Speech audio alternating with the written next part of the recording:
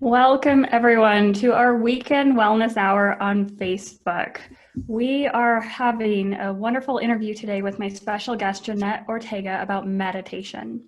I met Jeanette just under a year and a half ago through Kyle Wilson's Inner Circle Mastermind when he invited me to join for an LA event and come meet. And I heard Jeanette speak, and she led the group with a meditation that was very powerful. And obviously I wanted to get to know her right away, and we clicked actually that day, had a great conversation afterwards. And now she leads the meditations whenever she's at the Inner Circle Masterminds. We start the day with them.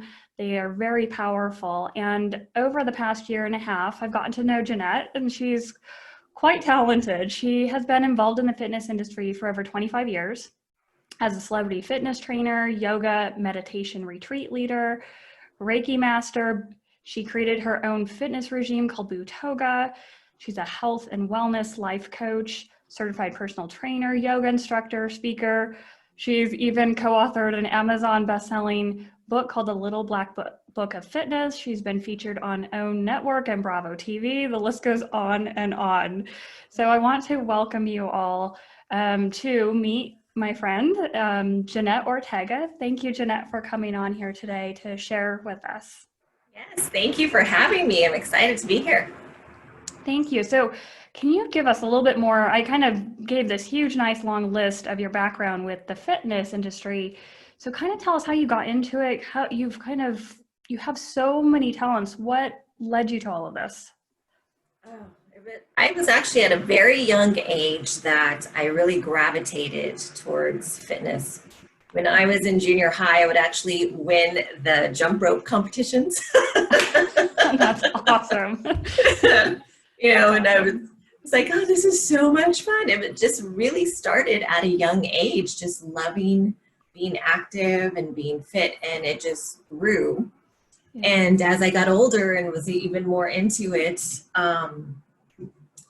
it's like I wanted to share this with the world because it just felt so good every time I would work out or do this. The endorphins would kick in. I'm like, everyone needs to know about this. This is fantastic. So then I really started to just get into all of the parts of it. So I got certified right away. I was going to school to even become a registered nutritionist, dietitian at that time. Like, the body just amazed me, and the food and putting everything together. It's such a, our bodies are such a miracle. So that's really how it's just from a young age, I just really loved it. I just really gravitated towards it. That's wonderful. Now, did you do this in LA? Because you're based out of the LA area now. Did you grow up in LA and do all this in LA? So yes. Okay. So I was born in Denver, Colorado, but I grew up out here in LA. So I was 11 when we moved out here, and everything just grew out here in lovely, beautiful LA. Gotta love it. Yes. So now, did you work in gyms? Did you build up a clientele that way? How did you kind of get into kind of more the celebrity training, all of that? How did you get into all of that? I did. I worked out of a lot of different gyms. I would train my clients at Gold's Gym, Bally's even at the time, way back when. So yeah, I was at all the different gyms. And one of my first, when I became an aerobic instructor, my first job was at Gold's Gym. And this was like right out of high school. And one of the girls, the lady who owned it, her and her husband, she looked at me and she's like, you need to do a fitness competition. And I was like, what? So she instilled that in me at such a young age. It took me a while to finally do it, but she instilled that in me at such a young age. So that's how I started, was just going to different gyms.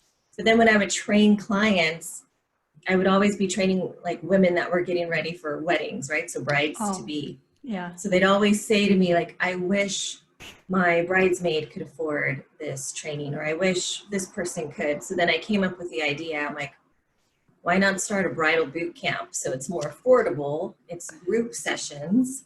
Mm-hmm. So then I started and I created Extreme Bridal Boot Camp. And that's what started out in the parks. So I had one in Northridge. I had one in Santa Clarita. So then those started to grow, and it was open to men and women. And so that's how that started. And it was quite fun because you saw all the different, their friends and their bridal parties all work hard and push each other to get ready for the big day. And but then people would come to me, they're like, I'm not a bride. Can I still come in? And even guys were like, can we join? So I said, yes. So then I changed the name of it. So it just became, people didn't feel like they had to be a bride to come in. So it just started to grow and blossom and grow and go from there. And then I was like, I need my own gym. I need to find something. Like I wanted to open up my own gym. Told one of my best friends. And like a week later, she calls me and she's like, I think I found the space for you. And I'm like, what? Wow. So I went, looked at it, called, and within a month, I had the place. Yeah. Oh my gosh, that takes guts and courage. Yes. But I was like, I need my own space. You get tired of running around everywhere or doing space rent at all these different gyms. And I was outdoors a lot, which I loved, but it was like, it was time. It was time. That's and amazing. So that's how that grew. Yeah. Wow. And so then at what point did you start shifting over into not just fitness, but how to calm people? Because I know in the fitness world, exercise world, we ramp it up. I'm in the ultra marathon world. It's go, go, go, stand on your feet all day long. Never, never rest because you don't want to lose an opportunity to strengthen. So When did you start shifting? It was after probably my competitions, because I competed for over 10 years in bikini and fitness competitions. So I was constantly go, go, go, lift, prep my food all the time. My whole life revolved around competition training. And so it's like I never really had time to slow down. And I was running my gym at the same time. Wow. And I started winning competitions and winning titles. And so which was fantastic. But I realized at one point when I would win, there was one time that I was like, yes, I did it. I won. And literally when I got off the stage, it was like, what's next? It was such a fleeting, it was such a momentary happiness. Yeah. And that's when I knew, I'm like, something's missing. I should be, on cloud nine. I just won this show. I mean, I had won a few already. So I think maybe the newness of winning wasn't there anymore, which is ridiculous because it's amazing. But I knew that wasn't fulfilling for me anymore. And so I really had to take a step back and figure out, okay, what am I lacking? So to me, it was always focusing on the external, focusing on my physique, focusing on my stage presence, focusing on all of that, where I didn't give myself enough time to work on myself or the inside of me. So I'm big on fitness from the inside out. And a beautiful client of mine who was from Indonesia, she was here in the States for 2 years, trained her. It was time for her to go back. And her family wanted to say thank you to me for all that I did for her. So they gifted me a trip back to Indonesia with her. Oh, how neat. Which was amazing. Yeah. I mean, I even write in one of my books, like I felt like Julia Roberts from Pretty Woman because they took me shopping, rolled out the red carpet. Like they were amazing. And I'm like, I'm like, wow. That's nice. So I went. And we went to Bali, and that is where I finally had some time just to have peace and focus on myself. So we went to this yoga studio, and I loved yoga, but I was always so much into lifting weights. I didn't really have yoga in my life as much as I do now. But so we went to Bali, and we went to this yoga place, and it's this huge tree. I mean, this tree is massive. And so you have to go around the tree trunk, up the stairs, and then the yoga studio is on top of the tree. Oh my gosh. Wow. Gorgeous. And there's no windows. So you're able just to see the beauty of nature because it's up high. And it was you couldn't do anything but just take it in and be in awe of the beauty. And after that yoga class, it was a 90-minute class. I was done. And I was like, I felt the best I'd ever felt. And that was the first time I was so present that for that entire 90 minutes, I didn't think about anything else. I didn't think about my gym. I didn't think about, oh, my body, this or that. Like my brain wasn't going crazy. I was literally present to my breath, present to the movement, listening to her guiding it. And that's when I realized that's what my soul had been searching and longing for, was that presence and that peace and that connection back to myself. And so from then on, I really just promised myself, and when I got back, to really bring that back to my gym, and my gym transformed at that time too. So that's really when my experience happened, was during that trip. It really allowed me to have time. Yeah. And that's incredible. You're out in nature and, it hit you how beautiful life is. And we don't need to always push. We want to have goals, but we also need to celebrate those goals and celebrate the accomplishments so that we recognize all that hard work that gets us to that point. So that's incredible. Yeah. It was amazing. Yeah. So then from there, did you start finding meditation teachers? Did you start studying meditation? What happened after that? I always say, like, when the student's ready, the teacher will come, right? So it's like when we're finally open and ready to learn, the people appear. So as soon as I came back from the trip, I was like, I want to go get yoga certified. And I went right away and went into that type of training. Okay. And literally just certain people in my life who are amazing spiritual mentors just started gravitating right to me. And I'm like, wow, this is perfect. So it's like when you're ready, the souls, the people that are guided to you just come.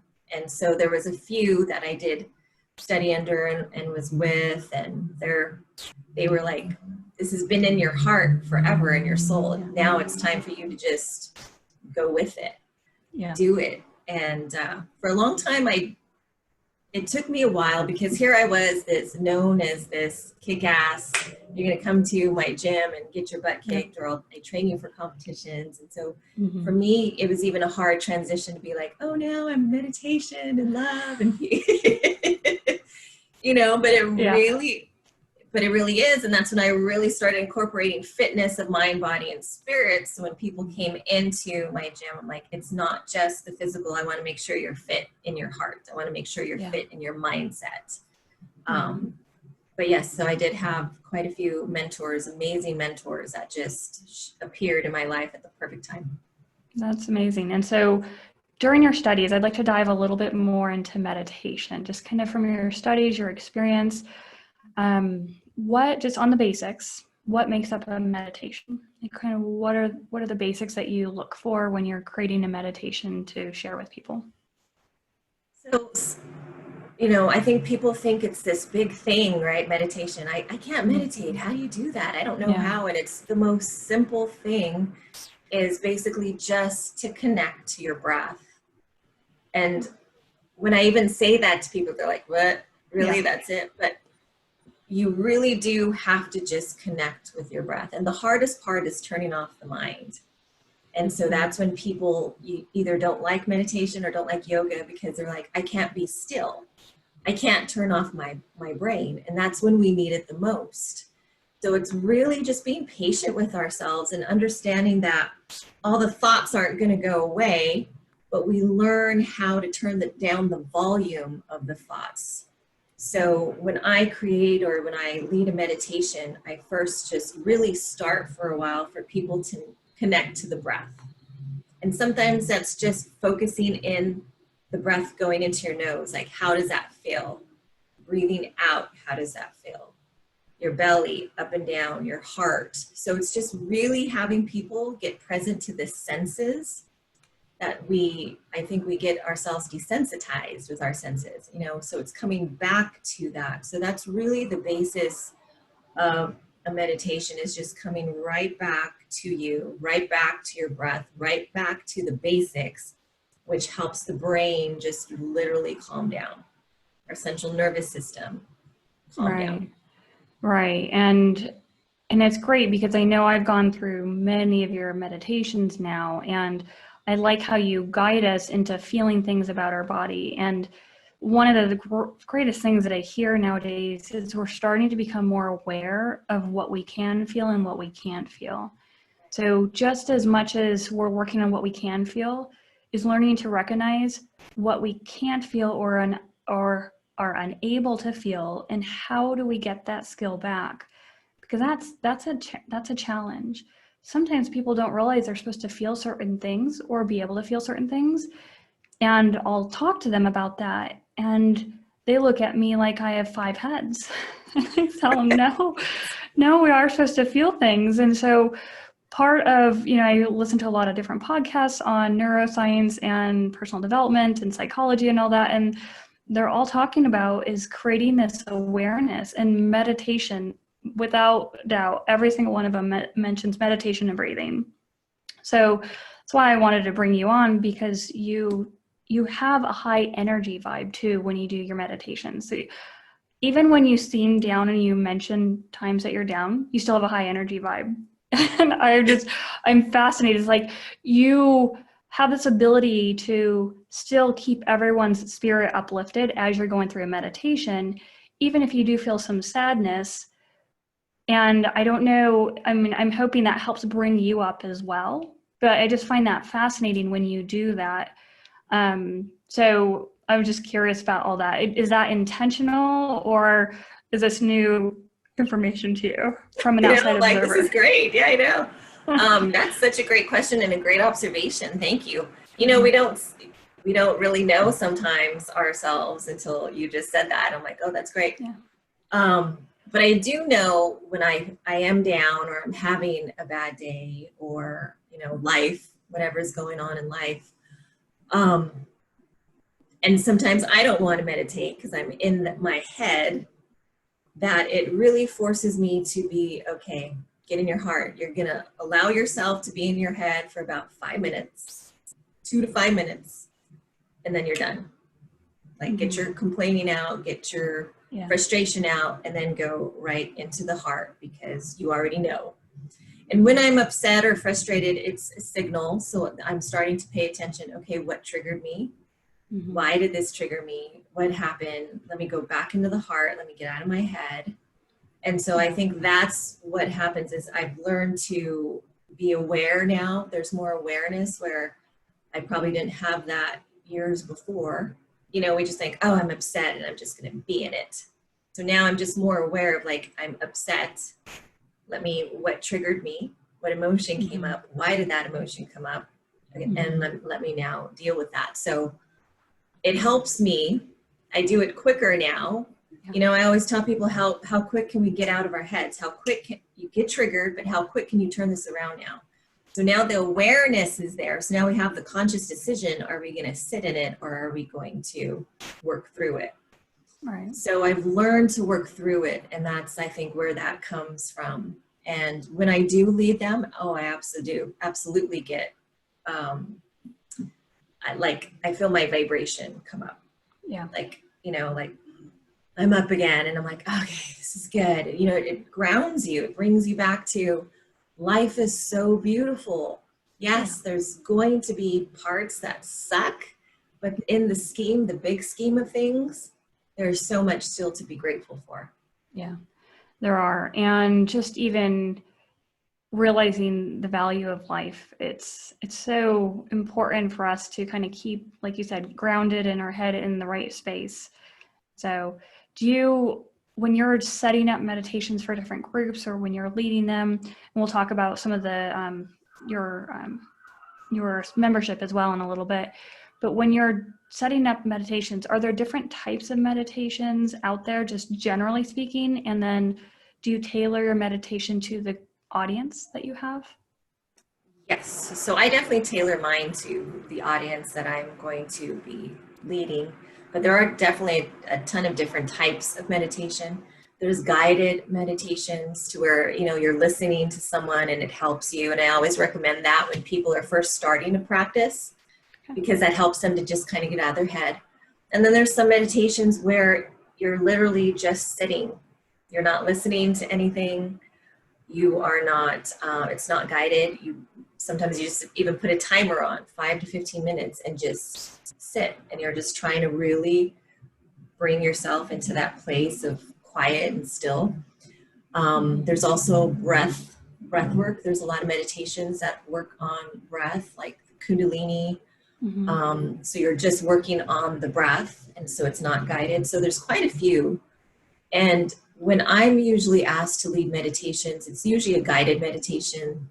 I will go into some breath work with them, but I kind of feel the group and, get an overall, what type of group is this? Is this a group like with Kyle's mastermind?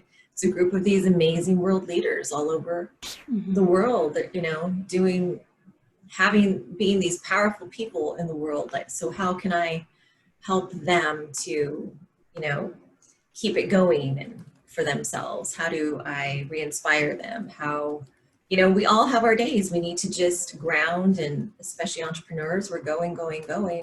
You need to reground and take some time for yourself. So I really try to find out about the people in the group, and that helps me to create the meditation.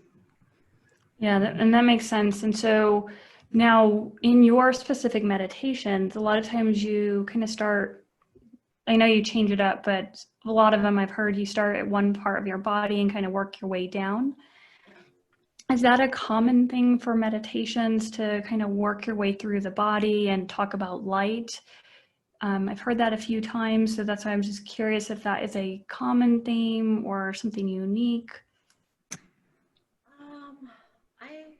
Like I said, there's so much. So Okay. Working with light isn't even always as common. I think I like to work with the light because what it does is it calms, and then people are able to start visualizing.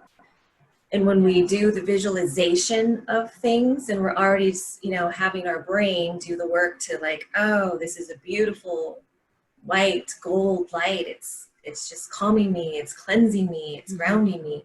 So that type of stuff, I've just always worked with that because it's just such a beautiful feeling. And when I've led meditations, I have people tell me they see different colors. Oh, wow. During my meditations, and they'll ask me, what does that mean? And, so people see different things during meditations. I'll even see different things. I'll feel things. I'll see stuff. But I like people to get present, and it is good to work from the top down because that's grounding. So a lot of times we're in our heads so much that we don't feel stable, and that's our foundation, is our grounding. Our feet, being planted on the ground. Even though we're walking, we're still like all in our heads sometimes. We have no idea what's going on. So it helps to work going from the top and pushing the energy down, because then you're like in your body. Yeah. You're grounding, you're letting go of thoughts, you're releasing stuff. So that is why I work from the top down. Do you typically recommend that people sit in a chair? Do you have them in other positions? Whatever feels comfortable for people. And what I've noticed is they love to lay down during a guided meditation. Yeah. So they love to just lay down, relax. And especially because I've done them a lot in yoga studios as well. So they'll get the bolsters, they'll even get the blankets. Like, they want to be out. And some people fall asleep. There's been people that start snoring, they fall asleep, and I tell people, like, it's okay. Your brain is still taking it in, but that's good that you got yourself to such a relaxed state that you were able to calm and knock out, just like with some of your breath work that you do, right? Knock people out, very common. All of a sudden they start snoring, and I'll let them go for a couple minutes, and then I'll kind of wake them up and say, okay, we're going to refocus here. But when people's nervous system is in such fight or flight mode, they need so much help to calm them down. And if it leads to them relaxing enough that they can fall asleep, I'm all for it, because that's a sign. If they can fall asleep with someone guiding them through breath work or meditation, their body needs to rest. It's lacking in sleep. And so it's always, I think it's something very cherishing when someone falls asleep. I celebrate that. Just, you touch a person in a different way when they fall asleep with you, when you're guiding them through something virtually or with you in a session in class or in person. So it's pretty special. Yeah, it really is. Yeah. So now if people are watching and listening, they're not really sure like if they need a meditation, they need to learn how to do it. They need to be a part of it. So what are some of the reasons or signs that you need to start meditation? Usually when you resist it is when you need it. Uh-huh. So when people are already fighting, like, do I need one? It's usually yes. The answer is yes, right? So it's usually when we're resisting something to start something that's healthy or something that's good for us, like right away, a lot of times we fight it. And so I tell people, the only thing it's going to do is bring you peace. So is that something that you would like more of in your life, or you're like, I'm good, I don't need it, So all it could do is bring you more peace, bring you, bring your anxiousness down, bring the worry down, reconnect you to your body, and in turn, that's going to make you a more loving and kind person to your spouse, to your children, to your friends, to your coworkers. It's just a win-win. So, and especially if people are telling me like that they have a lot of stress, or they can't sleep, or they're going through a major life change, whether it's a divorce, or even planning for a wedding can be a stress, but it's a good stress, but it's still a stress. So during these times, anything, and this pandemic, absolutely. Yeah. So during these times is even when people ask, do you think it'd be good for me? I'm like, absolutely. It's going to help, and it takes time. So I tell people, be gentle with yourself, be patient. You're not just going to sit on the floor and go, and just automatically feel it. And I think that's what sometimes people expect. Like, as soon as I start, I better feel it. And if I don't, I'm going to quit. I'm not going to do it anymore. So I tell people, please be patient. It's going to take some time, and you're still going to hear all the thoughts and the head chatter. And it's okay. We're just trying to turn down the volume. We're just trying to bring the body to relax. We're trying to bring the mind, focus on the peace. So I would recommend it to everyone, having it be some part of their practice, whether it's in the morning, the afternoon, before bed, anytime, because it's such a beautiful practice, and it's prayer. I even say people, prayer, it's your prayer time too. It could be meditation, it could be prayer, it could be anything. So to me, meditation really does encompass a lot. And for some people, I've even worked with them doing meditation while they're playing an instrument. Oh, wow. Because that's how they can get themselves to relax. So that's been one client that actually plays the guitar, and it helps the meditation, but he'll do like affirmations, and that helped him get more into the practice. Yeah. So it's been it's great. I mean, we all work so differently. We're all fired so differently. So different things will work. But yeah, it's interesting that you say that, because when I first got into running, it was very therapeutic for me. I was going through a lot of hardship, and the running was very therapeutic. And then when I got into trail running, so I'm running out in the desert, just on trails, going, 20, 30 miles. People were like, how do you do that? I said, and because I did it without headphones. At that point, I wasn't into podcasts. I didn't listen to anything. And I said, this is my quiet time to just breathe, just let go.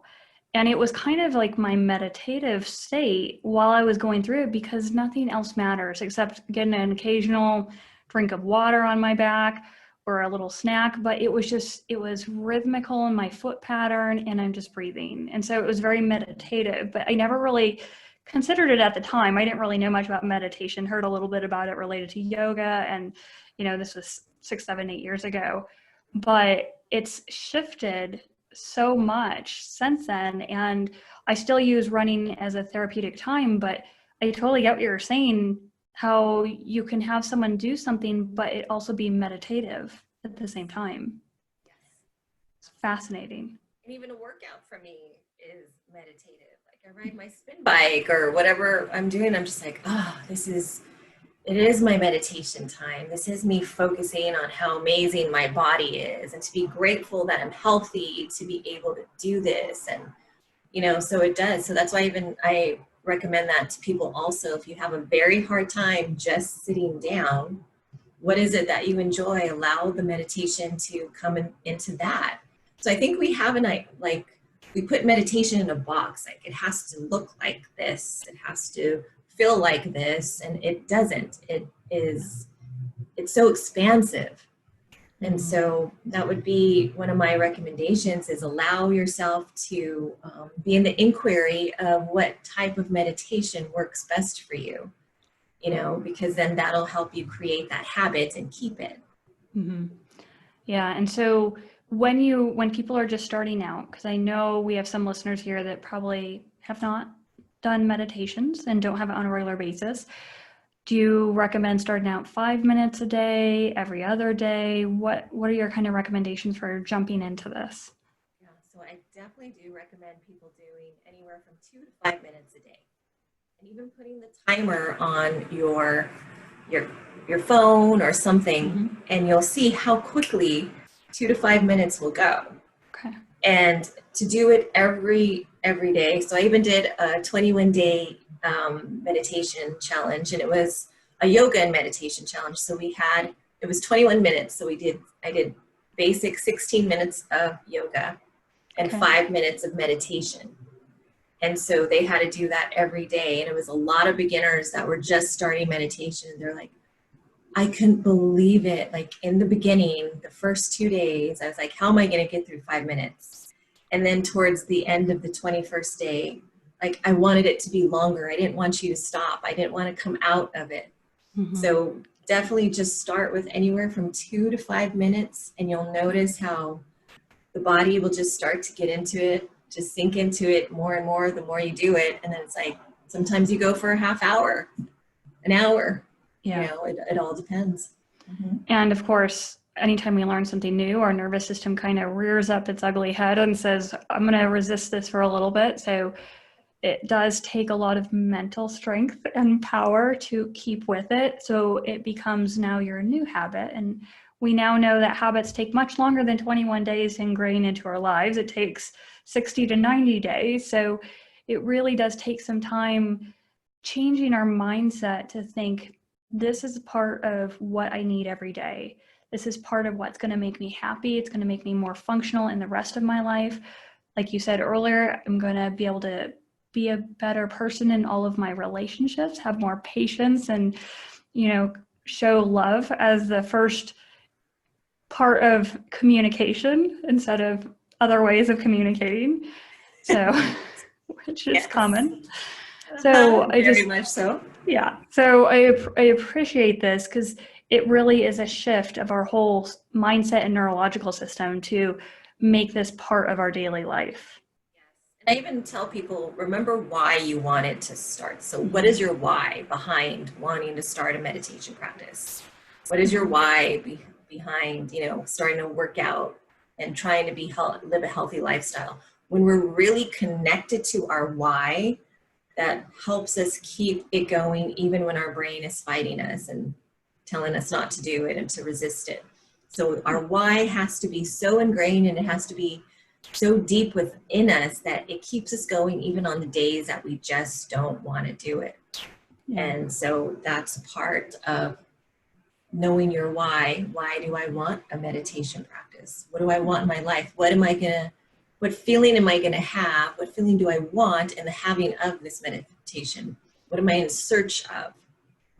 Yeah, and I can imagine too, after the meditation, taking a few minutes to savor how good you feel afterwards, to really focus on that, to instill that into your brain and into your memory system.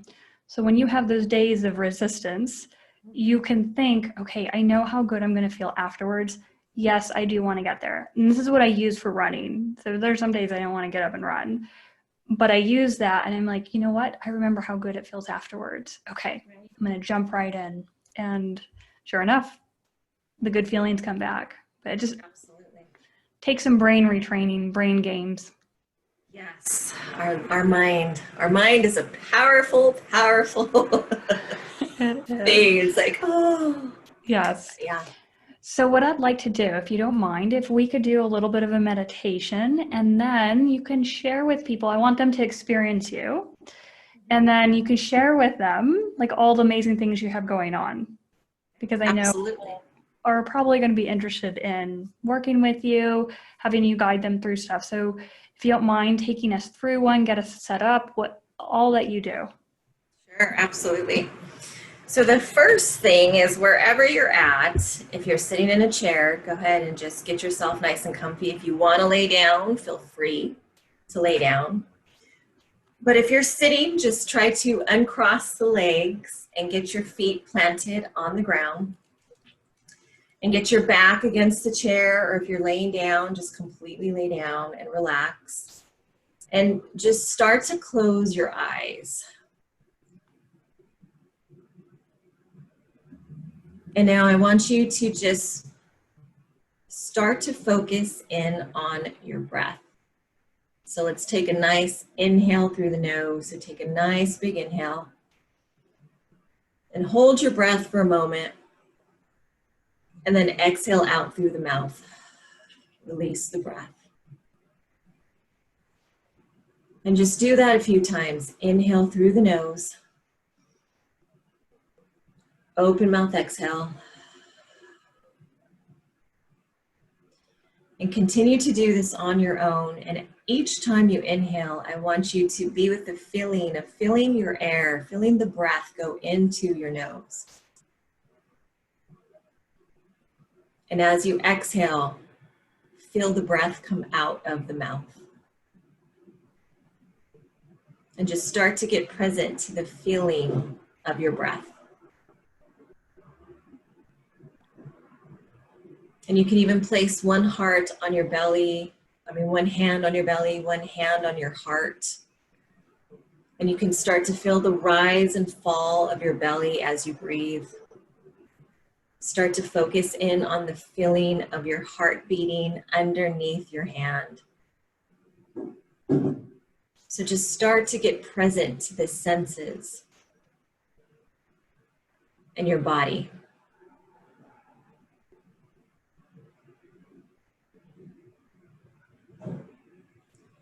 And now this time, as you inhale, I want you to focus at the top of your head. And as you exhale, visualize sending your breath all the way down through your entire body to the bottom of your feet. And do this for a few times. Inhale through the nose. Bring in all this air, and as you exhale, exhale this air all the way down through your body to the bottom of your feet. So now allow your body to feel your breath, to feel the peace, and start to allow your shoulders to come down a little bit more. Start to sink your body deeper into your chair.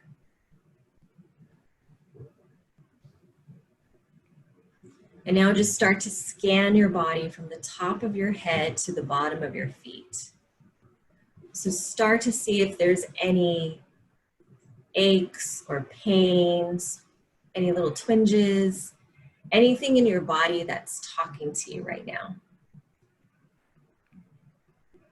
Just start to be aware, be with the feelings of your body right now. Is any part of your body speaking to you?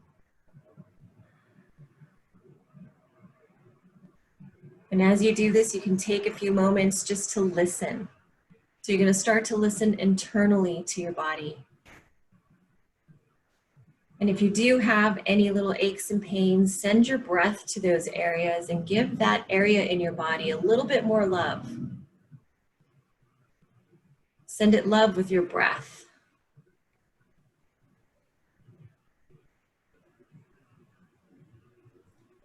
And just even start to send your body gratitude and love for everything that it does for you. For waking up in the morning, for getting through your entire day. Start to give your body gratitude for all that it does for you.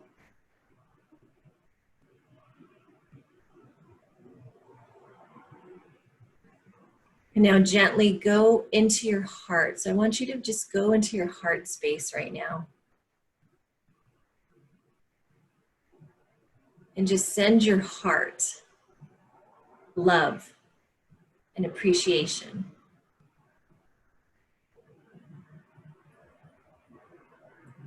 And just feel how beautiful your heart is. And start to send this love from your heart to your entire body. Take a nice big inhale. And as you exhale, breathe out this love all the way to all areas, all extremities of your body.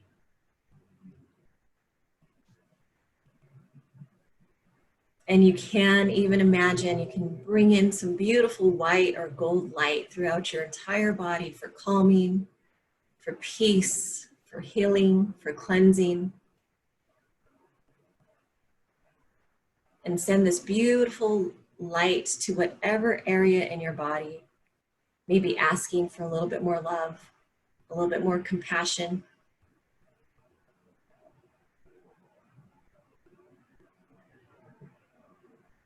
Take time each day to send your body love and gratitude. And then going back into your heart space, I want you to share this love.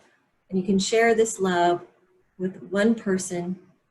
Maybe it's your friends, your family. It could even be to your community, to the world.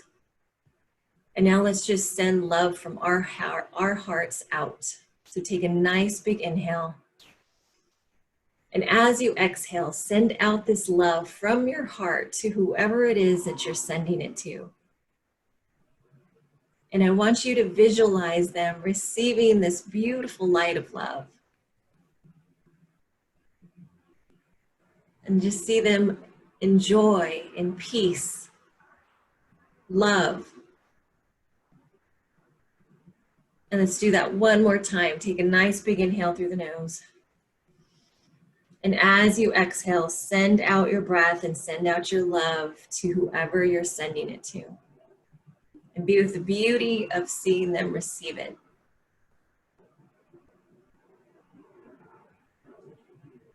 And now let's do this one more time, but to ourselves. So take a nice big inhale. And as you exhale, send yourself love from the top of your head all the way down to the bottom of your feet.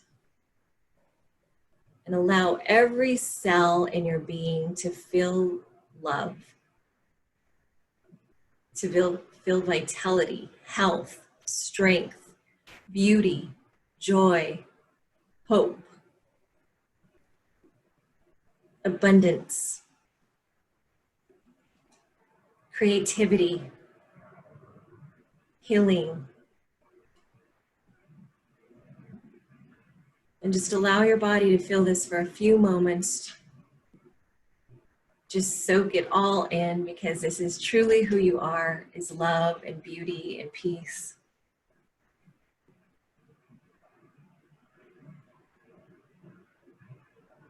And now just take one more inhale through the nose. And as you open mouth exhale, just relax in this breath. Let anything go, release anything that doesn't serve you, any worries, let it all go. And bring in this new peace and love into your entire body. And now thank your body one more time for all that it has done for you and continues to do for you. And ask your heart if there's any messages for yourself.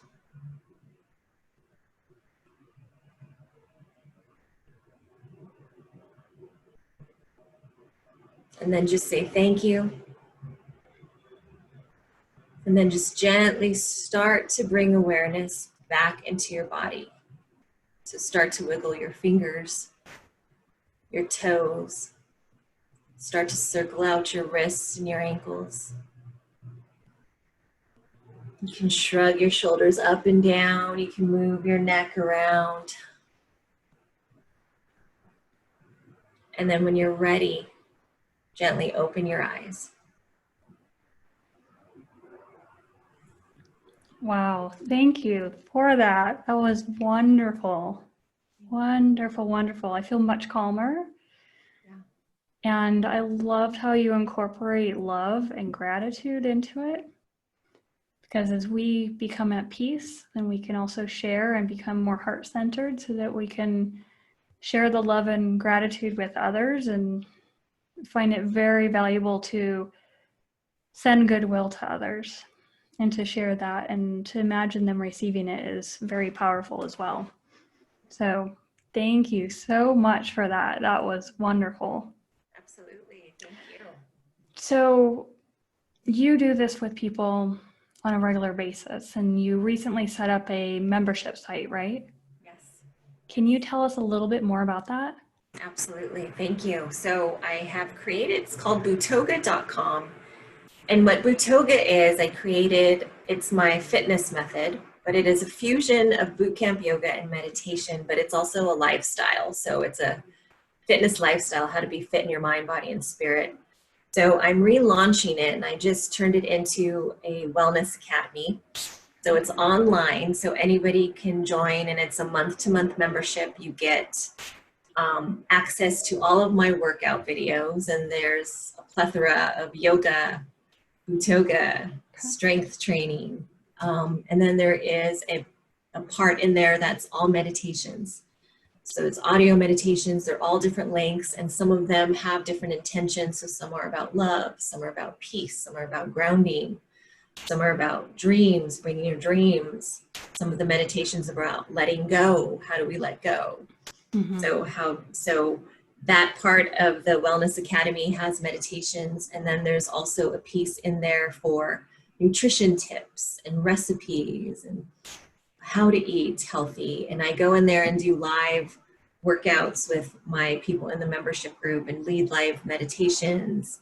And now there is a personal development part that's in it, a personal development corner. So they have resources to, why am I feeling like this? Or let me learn more about this. Oh, and I have a little bookworm corner too, like here's some recommended books that may help in this area, mindset. Here's some for meditation. Here's some for how do you plan a business? How do you do a business plan? So it's a full wellness academy that you're able to come to online. Mm-hmm. And we have a great community forum, and I go in there and do live things and question and answers. And so that's at Bootoga.com. Okay. And Bootoga is spelled Bootoga. Wonderful. And you have done well with Bootoga too. Before the pandemic, you were teaching it, and weren't you instructing other people and certifying instructors in that as well? Yes, absolutely. So I have some certified Bootoga instructors. Wow. So we had Bootoga in quite a few different yoga studios. So they are teaching it in different areas, and it was really making its mark, which is fantastic. When I created it, I didn't realize it was going to become such a healing program. I've taken it to Belize when I did my humanitarian work there, and guided women in prison through meditation. Also, we did a summer camp with children in an underserved area. So we did Bootoga with them and did visualization with them.